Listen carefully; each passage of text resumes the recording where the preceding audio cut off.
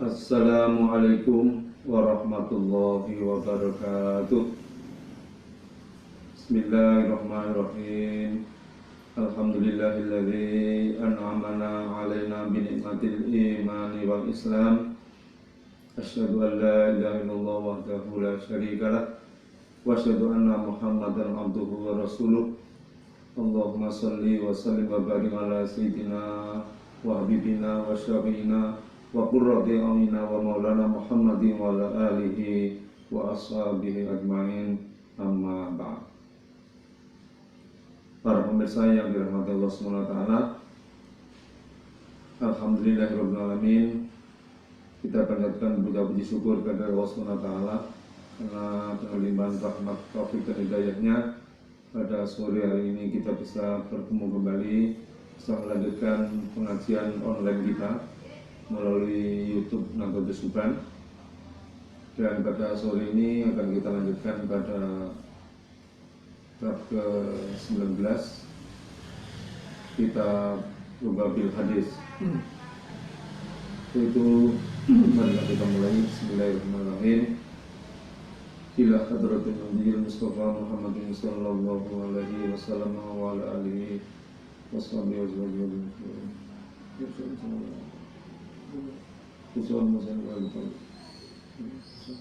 Saya salutin kita Suyuti lahumul Fatihah. A'udzu billahi minasyaitonir rajim. Bismillahirrahmanirrahim. Alhamdulillahirabbil alamin. Arrahmanir rahim. Maliki yaumiddin. Iyyaka na'budu wa iyyaka nasta'in. Ihdinas siratal mustaqim.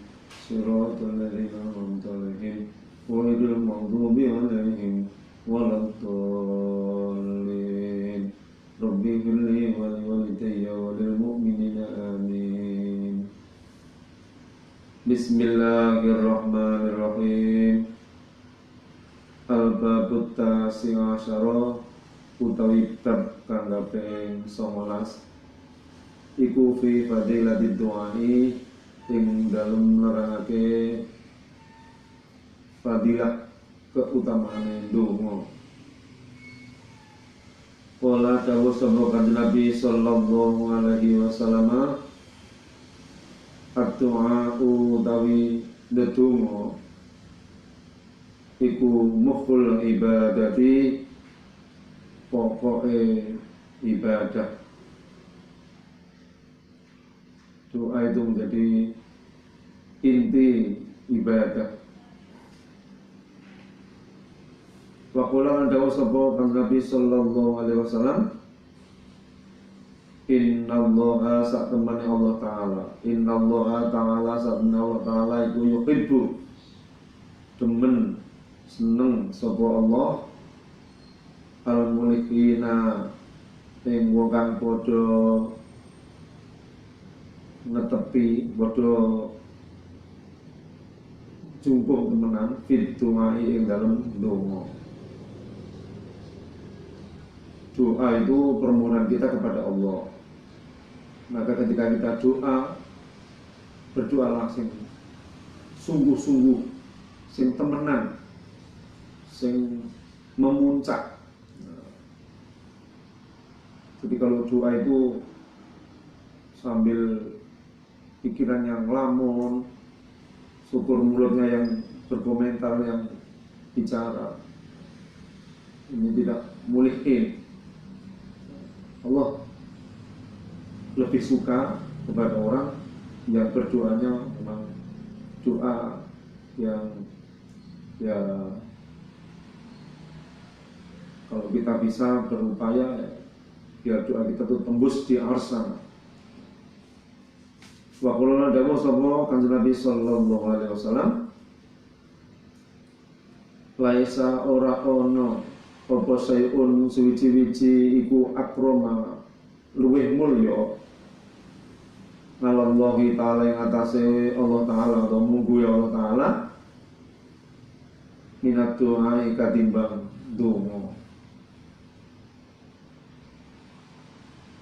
Sesuatu tidak ada yang dianggap mulia kecuali daripada doa. Di Dungo itu kalau sudah ada hambanya berdoa, ini merasa seolah-olah Allah ini dibutuhkan oleh kita. Ketika kita tidak pernah berdoa, kayak itu orang pernah gateknya Gusti Allah, nyepeleknya kepada Allah. Nah, itulah. Maka Allah menganggap akram, ya, lebih mulia. Waqala dawu sabukan Nabi sallallahu alaihi wasallam, ya kulo ngendika sapa Allahu taala, Allah taala, ya abdi kaula ingsun, ana utawi ingsun iku inda dhannika, tetep ana sandinge penyono sira. Wa ana halih utawi ingsun iku ma'aka nyertani sira idza ta'awtani nalikane ndonga sapa sira ni ing ingsun. Ngendikane kalau Nabi Gusti Allah ngendika, ya abdi ana inda dzalika, kaulaku, aku ana sandingmu, aku ana nggon penyanamu, lan aku nyertani awakmu ketika awakmu njaluk yang aku. Ini sebetulnya kedekatan Allah dengan kita. Ketika kita berdoa kepada Allah, Allah ini dengan apa yang kita harapkan, kita minta, itu sudah paham. Karena memang Allah itu ala kulli syai'in qadir, atas segala sesuatu itu berkuasa. Sehingga apa yang ada di hatinya makhluk, hatinya hamba, Allah ini paham. Ana inda dzalika, di dalam persangkaan kita ini Allah sudah memahami. Bahkan Allah ngendika, wa ana ma'aka, aku menyertaimu idza ta'awtani, ketika kita ini minta kepada Allah. Oleh karena itu sering-seringlah berdoa.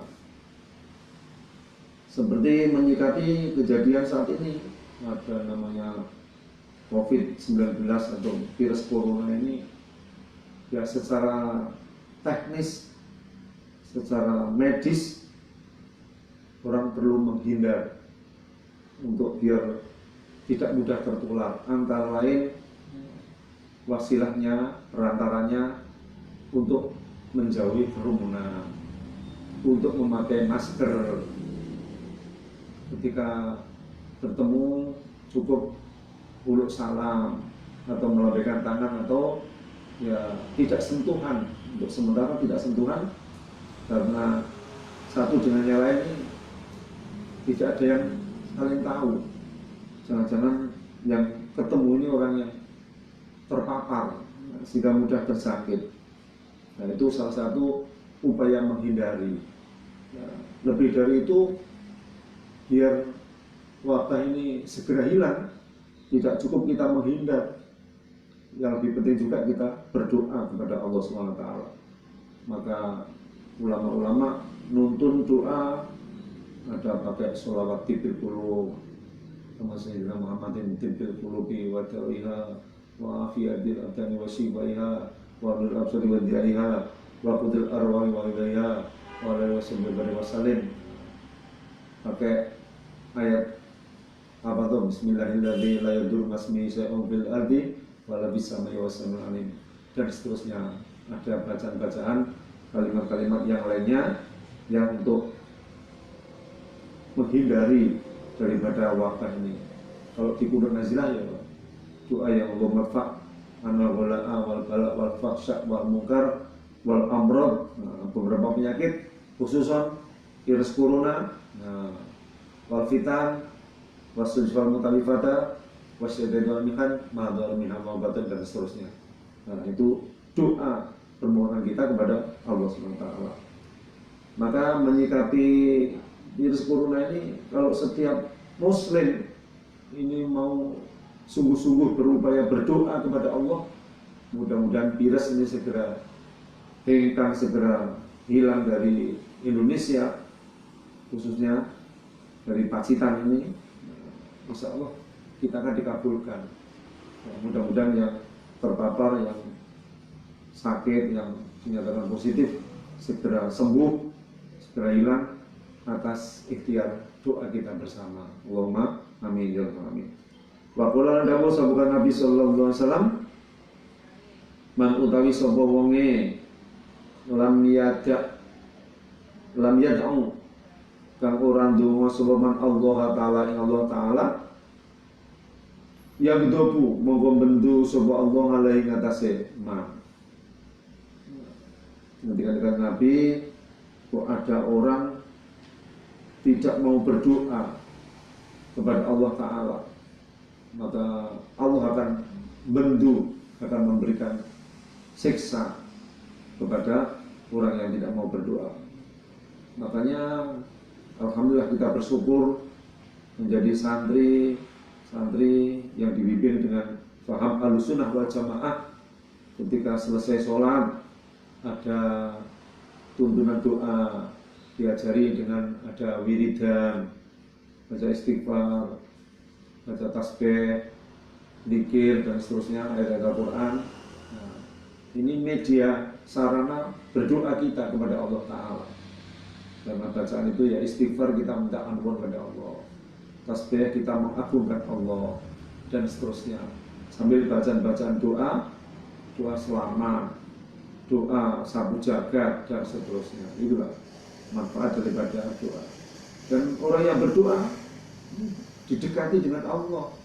Nah, kalau tidak mau doa, man lam yad'u Allah Ta'ala, tidak mau doa kepada Allah, anggapannya sudah mampu dengan upaya sendirinya. Sama dengan takabur, maka yang yudobu alaihi, Allah bendu, Allah benci. Ya, kita akan mendapatkan siksa nanti dari Allah Ta'ala. Wa qala dawuh sahabat Nabi sallallahu alaihi wasallam, tarkud du'ai utawi ninggal donga iku maksiatun, dianggap maksiat. Jadi kok tiba-tiba sholat salam cengkling pergi, tidak ada bacaan doa, ini dianggapnya sholat itu apa sudah anggap cukup ya.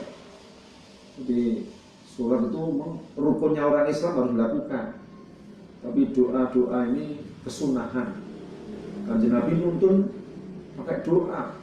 Selesai sholat ada bacaan-bacaan kalimat thayyibahnya dilengkapi dengan doa. Maka Ahlussunnah wal Jamaah, apa yang dibaca habis sholat itu dibaca keras, itu ini tuntunan bimbing kepada jamaah, biar jamaah ini punya modal bacaan, modal doa setelah selesai sholat. Tidak setelah sholat diam. Kalau diam apa yang dibaca?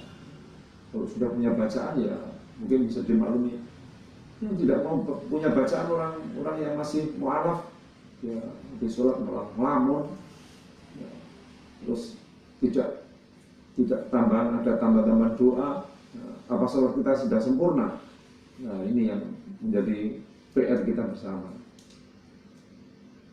Wa qala lan dawuh sallallahu alaihi wasallam, at-du'a utawi ndonga iku silahul mukminin, gamane wong mukmin, wa imaduddin lan yo sopone agama Islam, wa nurus samawati lan kepadane langit, wal ardi lan bumi.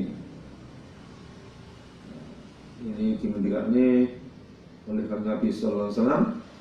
Doa itu merupakan gaman, itu pisau ya, kalau yang besar ya bisa pedang, bisa ya, yang jelas pisaunya orang mukmin. Kalau ada apa-apa biar terbelah, tidak harus dibelah dengan pisau, pakai doa itu bisa terbelah. Kalau apa-apa itu supaya jatuh tidak harus pakai pisau, dengan doa mungkin bisa jatuh. Nah, makanya doa itu menjadikan Nabi silahul mukmin, gamane atau yo pisaune wong-wong mukmin. Termasuk juga doa itu imaduddin, tiang agama, agar agamanya kita ini tetap tegak. Ya, doa kita senantiasa dipanjatkan kepada Allah Ta'ala. Termasuk nurus samawati wal ard, biar langit dan bumi ini tetap cerah, maka senantiasa kita panjatkan doa kepada Allah Subhanahu wa Ta'ala. Nah, maka dengan doa itu lengkap, ya silahul mukminin atau silahul mukmin, ya imaduddin, ya nurus samawati wal ard. Nah, ini yang menjadi tugas kita ketika kita memang mementingkan, istilahnya lebih mengutamakan dengan adanya doa. Kalau ada apa musibah, ya kita lakukan dengan doa. Allah memberikan ujian, mungkin kemarau, ya, kita lakukan dengan doa dan lain sebagainya. Allah memberikan ujian, terjadi gerhana, kita lakukan dengan doa. Dan harus dilakukan dengan sholat gerhana. Disitulah ada doa-doa yang perlu dipanjatkan oleh Allah. Ketika ada musibah semacam ini, perbanyaklah doa. Tidak hanya kunut di waktu subuh, di setiap waktu lakukan dengan kunut nazilah. Itu ya doa. Ini yang perlu kita pahami betapa pentingnya berdoa kepada Allah Subhanahu wa Ta'ala. Wa qala dawu sabukan Nabi sallallahu alaihi wasallam, dakwatul madlumi utawi dungane wong kang den aniaya iku mustajabatun, kasembatan mustajabah. Wa in kana senajan ana sapa madlum ana iku fajirun, pelacur. Fajuruhu mongko utawi kelacutane madlum mau iku ala nafsihi, ngatasi awak dhewe ne mazlum. Ketika ini kan Nabi, doanya orang yang teraniaya itu adalah mustajabah. Sekalipun orang teraniaya itu orangnya orang fajir, orang lacut. Lacut ini memiliki perilaku yang jelek. Nah, fujurnya itu, fajirnya itu karena untuk pribadinya, bukan fajir yang dilakukan untuk kepentingan umumnya, tapi lebih cenderung pribadinya, ala nafsihi. Maka kita jangan sampai menganiaya kepada orang yang madlum atau mencemooh atau menyakiti. Orang yang teraniaya itu orang yang tersakiti. Sudah tersakiti jangan sampai kita nambah disakiti. Maka ketika orang teraniaya itu berdoa, kok mungkin mendoakan kita, doanya mustajabah. Nah, ini yang perlu diperhatikan. Orang-orang yang teraniaya, orang-orang yang madlum itu justru perlu kita bantu, kita tolong, kita santuni. Seperti itu. Wa qala dawu sabaqan Nabi sallallahu alaihi wasallam, ittaqu padha wedya sira kabeh dakwatal madlumi ing dungane wong kang teraniaya, kasih-kasih. Fa inaha mongko sak temene doa dakwatal madlum, fa inaha mongko sak temene dakwatal madlum iku tahmalu gua apa donga ngalal gomami ing atase mendung, ya kuno kang dawuh sapa Allah Gusti Allah, wa izzati demi kemenangan ingsun, wa jalali lan demi keagungan ingsun, la an surun naga yakti bakal nulungi temenan sapa ingsun ka ing sira walau ba'da hinin senajan sause sak mangsa. Ini doa ngendikane Kanjeng Nabi mewanti-wanti kepada kita semua untuk kita semua takut terhadap doanya seorang yang teraniaya, orang yang dizalimi. Karena orang yang teraniaya itu malu alal ghamami. Doanya dibuat atau dibikin, ya, semacam doanya itu dibikin kayak mendung, ya, awan mendung sing menggantung. Maka Allah berfirman, ngendika, demi kemenanganku dan demi keagunganku bakal tak tulung seorang mazlum itu, sekalipun dengan waktu yang sudah kelewat, sudah beberapa waktu atau mungkin sudah waktu lama tak kini. Nah, ini menyikapi kepada orang yang mazlum, orang yang teraniaya, ini kita harus hati-hati. Memang harus hati-hati, harus tahu. Maka perlunya ada sifat toleransi, minimal toleransi, ada sifat akhlak, budi pekerti. Orang itu perlu memiliki akhlak sehingga bisa menghargai kepada orang lain, menghormati orang lain. Nah, lebih-lebih menghargai, menghormati ini kepada orang yang teraniaya. Nah, jangan sampai orang teraniaya justru kita sepelekan atau mungkin kita anggap remeh dan seterusnya. Karena dakwatul mazlum itu doanya dijamin oleh Allah, ditanggung oleh Allah. Nah, apa yang diinginkan seorang mazlum langsung akan dibantu oleh Allah, ditanggung oleh Allah, sekalipun mungkin sudah kelewat, mungkin ya di saat-saat lebih-lebih saat-saat yang sangat mendesak. Maka perlunya kita juga menghormati, menghargai kepada sesama manusia. Sama-sama manusia, bodoh-bodoh menungso, tidak boleh sorone pilih kasih, tidak boleh. Wa qala dawu sebukan Nabi sallallahu alaihi wasallam, ittaku bodo dio sira kabeh dakwatul madlumi ing tungane wong kang den aniaya. Wa ing kana senajan ana sapa al madlum iku kafirun, wong sing kafir, fa innahu mengkoron sak temene kelakuan sek iku laisa ora ono apa sek mau tunaha iku tunaha antarane tungo apa hijabun alin-alin.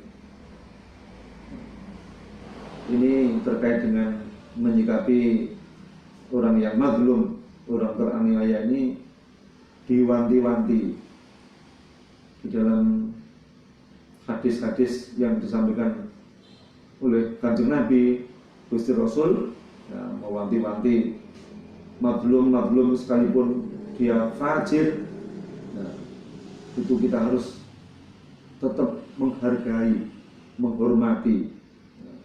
Jangan sampai meremehkan, jangan sampai justru nampak menyakiti. Bahkan yang hadis yang berbahas hadis terakhir ini dahulukan Nabi, mazlum wa in kana kafiran, orang teraniaya itu sekalipun seorang kafir, dia tetap harus kita harus menghargai, menghormati, harus memanusiakan, ya, dimanusiakan.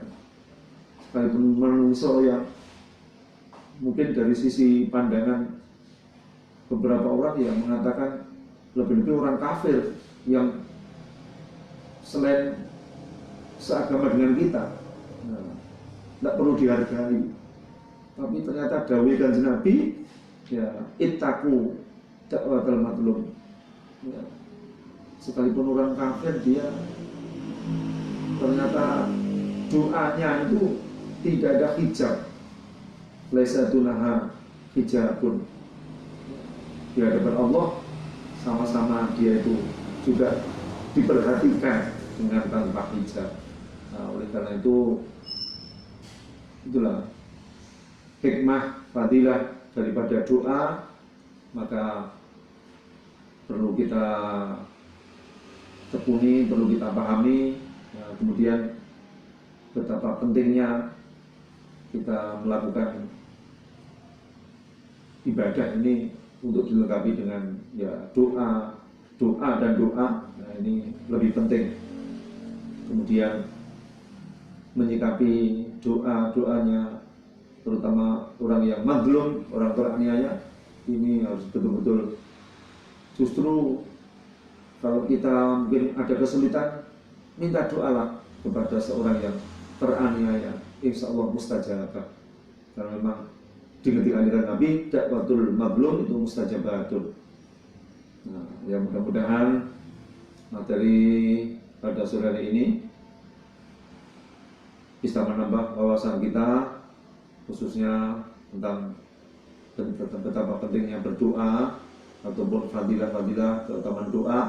Nah, mudah-mudahan ada guna dan manfaatnya, dan mudah-mudahan kita yang di Ramadan ini insya Allah banyak berdoa, mudah-mudahan diijabahi, diridhai oleh Allah Subhanahu wa taala, dikabulkan doa kita menjadi doa makbulan, doa yang dimakbulkan, dan ibadah kita Ramadan ini diterima menjadi ibadah yang bisa menghapus dosa-dosa kita yang telah lewat. Sebagaimana dawuh Nabi, "Maqama Ramadan imanan wa ihtisaban, ghufira lahu ma taqaddama min dzambi." Puasa yang kita lakukan ini, yang sudah kita niati semata-mata karena Allah, mengharapkan ridho Allah, bisa mengampuni dosa-dosa yang telah lewat kita bersama. Mudah-mudahan materi ini bisa menambah wawasan kita dan bermanfaat. Kurang lebihnya mohon maaf. Wallahul muwaffiq ila aqwamit thoriq. Wassalamualaikum warahmatullahi wabarakatuh. Kita sambung di waktu yang lain.